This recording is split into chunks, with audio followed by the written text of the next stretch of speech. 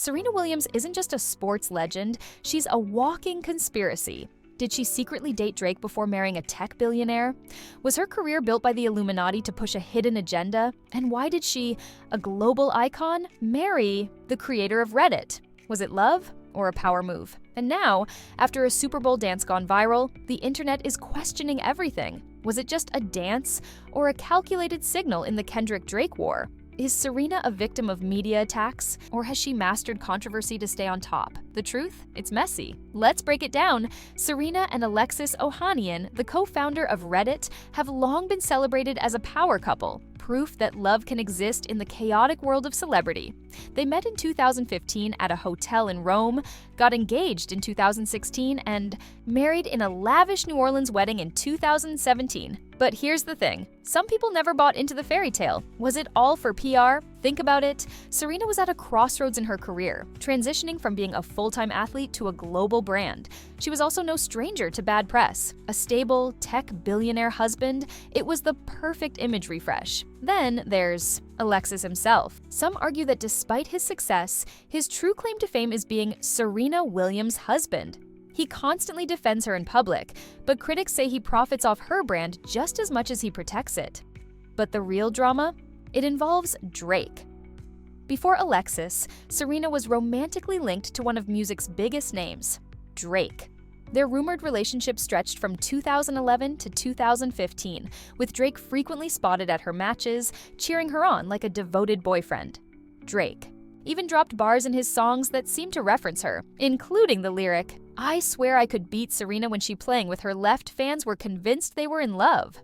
But then, out of nowhere, Serena was engaged to Alexis Ohanian. So, what happened? Some say Serena dumped Drake for being too messy, and let's be honest, Drake's history with women is chaotic at best, but others believe she made a strategic choice. Drake had a reputation as a playboy. Alexis, on the other hand, was the safe bet. Fast forward to 2025, and Serena's Super Bowl dance might have reignited that old flame of drama. It was supposed to be just another legendary Super Bowl halftime show, until Serena Williams set the internet on fire with a single dance move.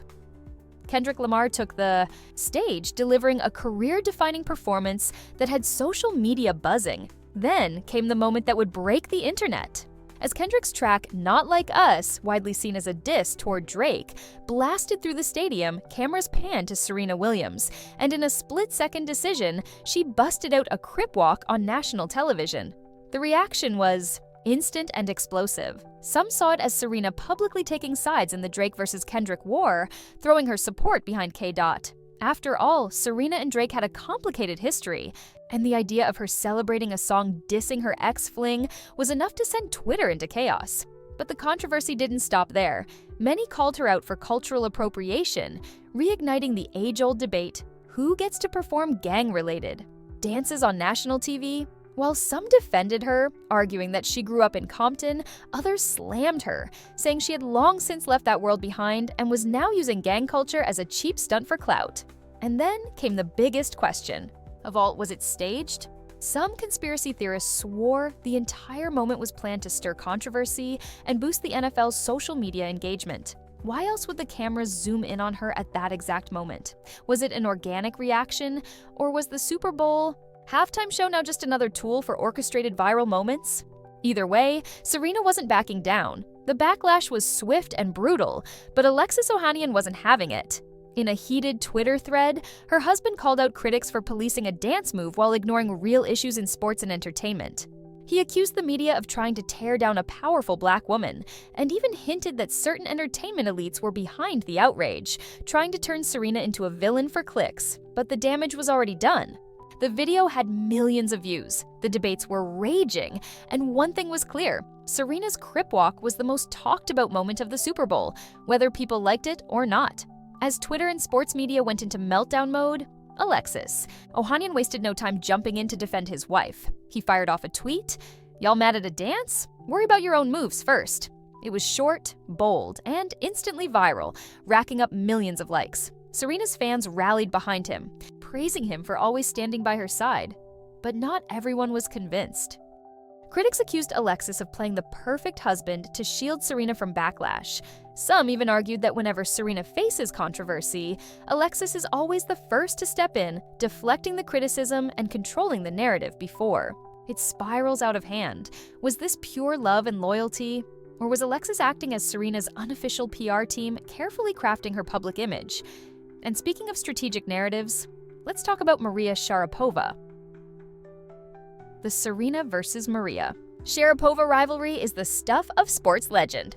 But while their battles played out on the tennis court, the real drama was happening behind the scenes. In her 2017 memoir, Sharapova dropped a bombshell revelation, one that reignited their decades-long feud. She claimed that after beating Serena at Wimbledon 2004, she overheard Serena crying in the locker room. According to Sharapova, Serena never forgave her for it. But was it really just about that one loss, or was it something deeper? Sharapova also suggested that Serena's dominance over her, winning 20 of their 22 matches, wasn't just about skill. She hinted that Serena played mind games, using intimidation and psychological warfare to stay on top. But let's be real. Was this a genuine claim? Or was Sharapova just bitter that no matter how hard she tried, she could never match Serena's greatness? And here's the real twist. Was this rivalry fueled by tennis or something more personal? One of the biggest debates about Serena Williams isn't just about her game, it's about her power over the media. Is she unfairly targeted, or does she know exactly how to play the game? On one hand, it's impossible to ignore the sexism and racism she's faced throughout her career. From unfair umpire calls to double standards in how her emotions are judged compared to male players, Serena has had to fight battles off the court as much as on it. But then there's the other side of the argument, the one that suggests she's not just a victim, but a master strategist when it comes to staying in the spotlight. Think about it. Serena has had explosive arguments with umpires, she's called out fellow players, and somehow, even in retirement, she still dominates headlines. Is it all bad? Luck? Or does Serena know exactly when to stir the pot? Some claim she uses controversy to her advantage, keeping her name relevant long after her playing days. But is that a bad thing? Or just proof that she's as dominant in the media as she was on the court? The Drake versus Kendrick feud has taken over the rap world, but somehow, Serena Williams just got pulled into the drama, and fans are eating it up. At the Super Bowl, Kendrick Lamar's scathing diss track, Not Like Us, played, and Serena was caught doing the CRIP walk. It seemed harmless until the internet connected the dots.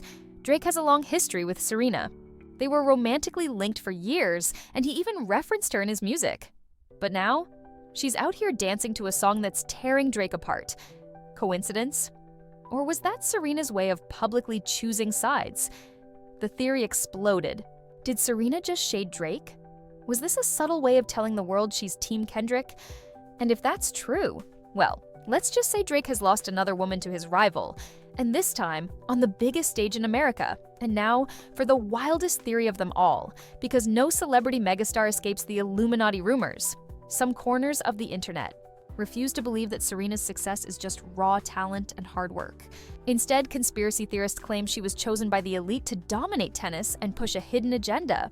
The theories go deep. Some point to her symbolic outfits, her hand gestures in interviews, and even her sudden dominance at a time when tennis was still very traditional.